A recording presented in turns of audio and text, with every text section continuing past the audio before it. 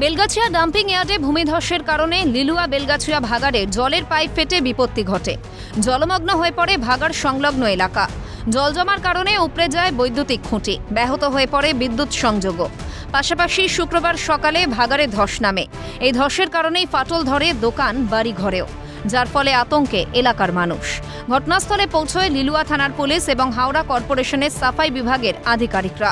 অভিযোগ, দীর্ঘদিন ধরে ভাগাড়ে কোনো রকম সংস্কার বা কাজ না হওয়ার কারণেই এই বড়সড় দুর্ঘটনা। পুরো মাটি ধস নামছে, পুরো উঠে যাচ্ছে, দোকানগুলো পাঁচিল সব ভেঙে গেছে। কিসের ধস নামছে? ওই মাটি ধস, ওই উপরে গ্যাস চাপ আছে, তারপরে মাটি ফেলছে, উপরে চাপ পড়ছে, নিচে আমাদের এই রোডের মধ্যে দোকান ফোকান তুলে এইদিকে বেরিয়ে যাচ্ছে পুরো। এই তো জিনিসপত্র বার করছি, আর কি করব। কতগুলো বাড়ি এখানে ভেঙেছে? অনেক, সব এখানে পুরো বাড়িটা ভেঙে গেছে।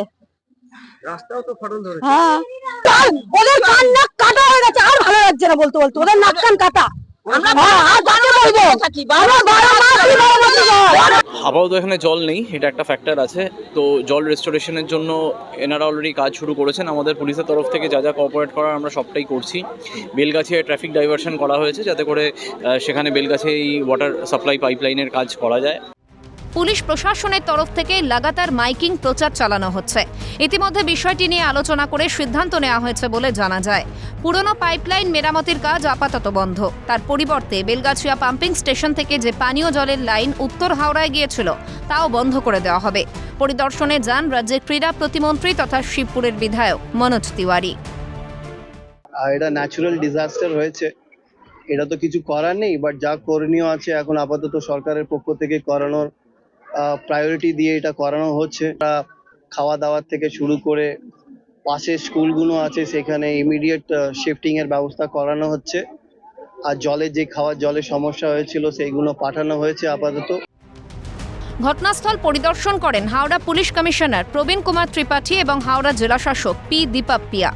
পৌঁছয় কলকাতা পুরসভা এবং হাওড়া পুরসভার পানীয় জলের ট্যাঙ্ক। একটু ইঞ্জিনিয়ারদের টিম সাথে একটু বসছি, আর এখানে একটু জলের সমস্যা যা যা বিভিন্ন ওয়ার্ড থেকে আসছে, তার জন্য আমরা অ্যাডিশনাল ওয়াটার সাপ্লাই কেএমসি থেকে কিছু ট্যাঙ্কস নিয়ে আসতে হচ্ছে। তারপরে হুগলি থেকে 3-4টে মিউনিসিপ্যালিটি, এখান থেকে আমরা অ্যাডিশনাল ওয়াটার সাপ্লাই পিএইচই ডিপার্টমেন্টকেও আমরা রিকোয়েস্ট করছি। সাময়িকভাবে অন্যত্র বাসস্থান দেওয়া হয়েছে ক্ষতিগ্রস্তদের। যে সমস্যা সৃষ্টি হয়েছে তার যথোপযুক্ত ব্যবস্থা অতি দ্রুত নেওয়া হবে বলে আশ্বাস হাওড়া প্রশাসক মণ্ডলীর চেয়ারম্যানের। সময় জলের লাইন লিকেজ তো হয়, এটা তো আমরা দেখেছি, আমরা জলের লাইন লিক করে এবং সেটা ইনস্ট্যান্টলি গিয়ে সারানো হয়।